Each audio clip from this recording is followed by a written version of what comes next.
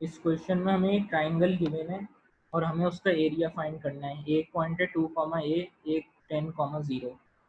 अब एरिया हमें पता है, उसके लिए बेस और हाइट चाहिए होती है। बेस तो हमारे पास है 10, 0 से लेकर 10, एक्स कोऑर्डिनेट इसका 10 है, तो जो बेस होगी वो तो 10 हो जाएगी। हाइट के लिए हमें एक पता करना ज़रूरी है, तो अब हम उसके लिए देखेंगे कि इन दोनों के बीच में राइट एंगल बन रहा है, मतलब ये दोनों लाइन जो हैं एक दूसरे के परपेंडिकुलर हैं। तो हम सबसे पहले 2, a और ओरिजिन का ग्रेडियंट निकालेंगे, तो हमारे पास आ जाएगा a/2। उसके बाद हम लोग इन दोनों पॉइंट्स का ग्रेडियंट निकालेंगे, 2, a और 10, 0। तो इनका ग्रेडियंट हमारे पास आएगा -a/8। तो अगर हम इन दोनों में से किसी को भी नेगेटिव रेसिप्रोकल कर दें तो वो फिर दूसरे के बराबर होना चाहिए। तो अगर हमने a/2 को रेसिप्रोकल और नेगेटिव रेसिप्रोकल कर दिया तो ये -2/a बन जाएगा और ये -a/8 के बराबर होगा। तो अगर ये हमारे पास इक्वेशन बन गई, इसको हम लोग सॉल्व करेंगे। a के लिए माइनस माइनस कैंसिल हो जाएगा, क्रॉस मल्टीप्लाई करके a² = 16 और a हमारे पास 4 आ जाएगा। अब बेस तो हमारे पास पहले से 10 है, a 4 आ गया हमारे पास। हमें चाहिए परपेंडिकुलर हाइट, तो जो y कोऑर्डिनेट के बराबर होगी वो हाइट, क्योंकि 0 से लेकर 4 तक जो है ये y एक्सिस पर यही हमारी हाइट है। तो 4 जो है हमारे पास हाइट आ गई और बेस भी है हमारे पास, तो हम एरिया आसानी से निकाल सकते हैं 20। ये हमें 3 वर्टिसेस दिए हैं और उससे ट्राइंगल बन रहा है, हमें उनका एरिया निकालना है। तो हम अगर इसका एक रफ स्केच बनाएं तो एक ओरिजिन पे पॉइंट होगा, एक पॉइंट एक्स एक्सिस पर होगा थोड़ा सा आगे ओरिजिन से, और एक पॉइंट होगा जिसका y पॉजिटिव होगा और x जो है वो दूसरे पॉइंट से आगे होगा। तो इस तरह का हमारे पास एक ट्राइंगल बन गया। तो अब हम बेस इसकी देखेंगे। बेस जो है ये नीचे वाली होगी। हमें पता है कि इसका कोऑर्डिनेट है 8, 0। तो 0 और 8 के बीच में जो डिफरेंस है 8, ये हमारी बेस होगी। और हाइट जो होगी हमारी इस पॉइंट से लेकर यहाँ तक परपेंडिकुलर हाइट होगी। हमेशा परपेंडिकुलर हाइट हम लोग यूज़ करते हैं। तो इसका वाई कोऑर्डिनेट हमारे पास है 6। तो 0 से लेकर 6 जो डिस्टेंस है वाई एक्सिस पर, यही हमारी हाइट है। तो 6 और 8 हमारे पास बेस और हाइट आ गई। एरिया का फॉर्मूला हम यूज़ करके 24 हमारा आंसर है। लाइन एल के हमें 2 पॉइंट्स दिए हैं और बताया हुआ है कि एम जो है परपेंडिकुलर है एल से और ओरिजिन से पास हो रही है। तो हमें इक्वेशन निकालनी है एम की। तो हम सबसे पहले लाइन एल का ग्रेडियंट निकालेंगे उसके दोनों पॉइंट से। तो ग्रेडियंट हमारे पास -3 आ रहा है। अब इसको हम नेगेटिव रेसिप्रोकल कर देंगे। इसको नेगेटिव करेंगे तो साइन चेंज होकर +3 हो जाएगा और रेसिप्रोकल करके 1/3। तो 1/3 जो है एम का ग्रेडियंट है। अब वो ओरिजिन से पास हो रही है तो उसका कोई वाई इंटरसेप्ट नहीं है, तो उसकी इक्वेशन यही हो जाएगी y = 1/3x। इसका हम फ्रैक्शन खत्म करने के लिए 3 को इधर मल्टीप्लाई कर दें, 3y = x। तो हमारा आंसर यहाँ से मैच कर रहा है ऑप्शन बी से। इसमें पूछा हुआ है कि कौन सा ग्राफ इसमें से इस इक्वेशन के लिए बना हुआ है। तो अगर हम इस इक्वेशन को y = mx + c की फॉर्म में लाएं तो हम y को इधर ले जाएंगे और 1 को इधर ले आएंगे, तो y = x+1। इसमें हम देखेंगे पॉजिटिव ग्रेडियंट है और y इंटरसेप्ट जो है वो +1 है। तो हम इन दोनों लाइनों को हटा देंगे क्योंकि इनका ग्रेडियंट नेगेटिव है। इस लाइन का ग्रेडियंट पॉजिटिव है लेकिन इसका जो y इंटरसेप्ट है वो माइनस में है, ओरिजिन से नीचे है। तो ये भी नहीं होगी, तो हमारा आंसर डी होगा। इसमें पूछा हुआ है कि y = 7x + 6 के पैरेलल कौन सी हैं इन तीनों में से लाइनें। तो सबसे पहले इन तीनों लाइनों को हम लोग y = mx + c की फॉर्म में लाएंगे ताकि कंपेयर कर सकें। तो हम इन तीनों में y को सब्जेक्ट बना देंगे, तो ये तीनों इक्वेशंस हमारे पास बन जाएंगी y को सब्जेक्ट बना के। तो आंसर जो है डी होगा क्योंकि इन तीनों का ग्रेडियंट 7 है जो कि उसके बराबर है। लाइन एल का हमें एक्स इंटरसेप्ट और वाई इंटरसेप्ट बताया हुआ है और पूछा हुआ है कि ऐसी लाइन का स्लोप बताना है जो परपेंडिकुलर हो एल से। तो हमारे पास इसके 2 पॉइंट्स हैं एल के, इसका हम ग्रेडियंट निकालेंगे।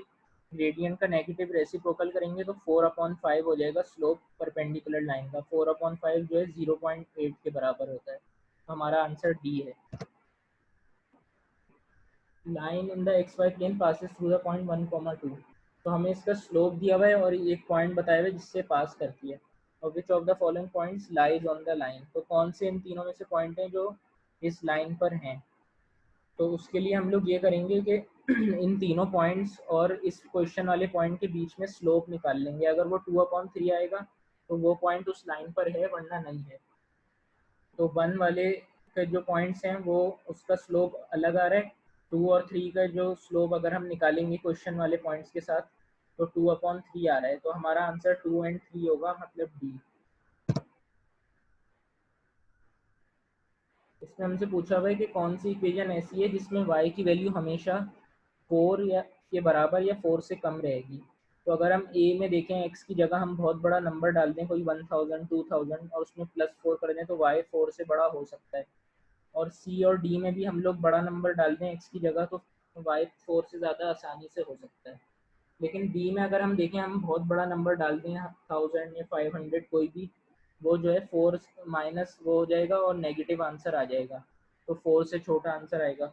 अगर हम यहाँ पे नेगेटिव नंबर डाल दें तो वो भी पॉजिटिव हो के माइनस में माइनस होगा 4 से और नेगेटिव आंसर आएगा। अगर हम यहाँ पे 4 डाल दें तो 0 आंसर आएगा, और अगर हम यहाँ 0 डालें तो फिर 4 आंसर आएगा। 4 से बड़ा आंसर कभी नहीं आएगा। तो यही हमारा ऑप्शन होगा, बी।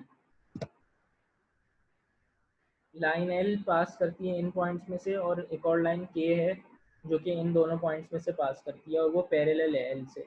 अगर पैरेलल है तो उसका मतलब लाइन एल और लाइन के का ग्रेडियंट सेम होना चाहिए। तो हमें वैल्यू निकालनी है ए की। तो हम लाइन एल का पहले ग्रेडियंट निकालेंगे, तो वो -1 आ रहा है। अब लाइन के का ग्रेडियंट हम लोग निकालेंगे ए की टर्म्स में, तो a-4/11। -1 और ये वाला ग्रेडियंट सेम होना चाहिए। तो हम इन दोनों को सेम कर दें और इक्वेशन सॉल्व करें, तो एक आंसर आ रहा है -7। ग्राफ हमें एक लाइन दी है, उसका स्लोप 4 है और ये पॉइंट है उसमें, और दूसरी लाइन है वो इन दोनों पॉइंट से पास करती है। तो हमसे पूछा हुआ है कि पी क्यू पे अगर इंटरसेक्शन पॉइंट है तो 3p-2q की वैल्यू क्या होगी। अब हमें पता है, अगर दो लाइन्स हो, वो दो इक्वेशन ऑफ लाइन हो और हमें उनका इंटरसेक्शन पॉइंट निकालना हो, तो हमें उन्हें साइमल्टेनियसली सॉल्व करना होता है। तो पहले तो हमें स्लोप गिवन है और एक पॉइंट गिवन है, तो वो y-y1 = m x-x1 वाले फॉर्मूला यूज़ करके हम लोग निकाल लेंगे इक्वेशन। तो पहली इक्वेशन है y = 4x-20। अब दूसरी इक्वेशन जो है, हमें दो पॉइंट दिए हैं, उससे हम लोग ग्रेडियंट निकालेंगे, और ग्रेडियंट निकाल के उसी तरह से हम लोग इक्वेशन बना लेंगे।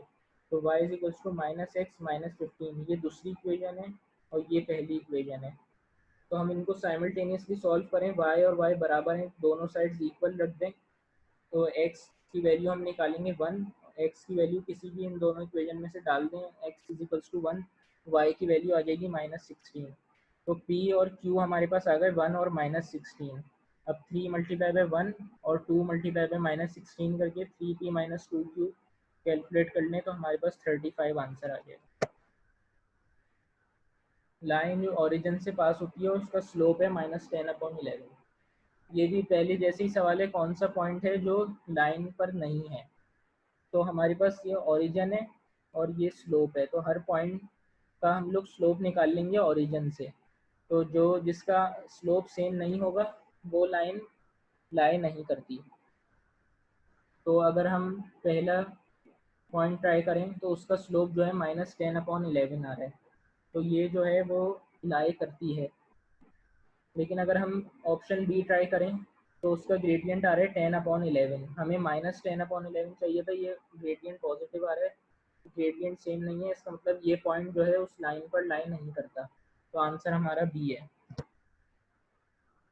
What is the distance between X intercept and Y intercept. तो इस लाइन के वाई और एक्स इंटरसेप्ट के बीच में डिस्टेंस निकालना है। तो वाई इंटरसेप्ट तो हमें पता है 8 है, क्योंकि y = mx+c की फॉर्म में है। तो c तो हमारे पास हमें पहले से पता चल गया 8। एक्स इंटरसेप्ट के लिए हम लोग y की जगह 0 डाल देंगे और इक्वेशन को सॉल्व करेंगे, तो x 10 आ जाएगा। अब ये y इंटरसेप्ट हमारे पास आ गया 0,8 और 10,0 एक्स इंटरसेप्ट है। इसको हम लोग डिस्टेंस के फॉर्मूले से सॉल्व करेंगे, तो √164 आ जाएगा। अब हम आंसर में देखेंगे कि ये आंसर जो है 2√41, ये इसको हम ट्राई करके देखेंगे, 41 से डिवाइड करेंगे। तो 41 से हम डिवाइड करेंगे तो 4 आंसर आ जाएगा, तो 4 का स्क्वायर रूट 2 आ जाएगा हमारे पास, स्क्वायर रूट 41 ऐसे ही छोड़ देंगे, तो हमारा आंसर सी आ जाएगा। स्ट्रेट लाइन है जो इन दोनों पॉइंट से पास करती है, उसका स्लोप ये है, तो हमें जे की वैल्यू निकालनी है। तो हम लोग जो है ग्रेडियंट वाला फॉर्मूला लगाएंगे और इसको इक्वल कर देंगे स्लोप के। तो जब हम क्रॉस मल्टीप्लाई करेंगे और सॉल्व करेंगे तो हमारे पास जे का आंसर आ जाएगा 5.6।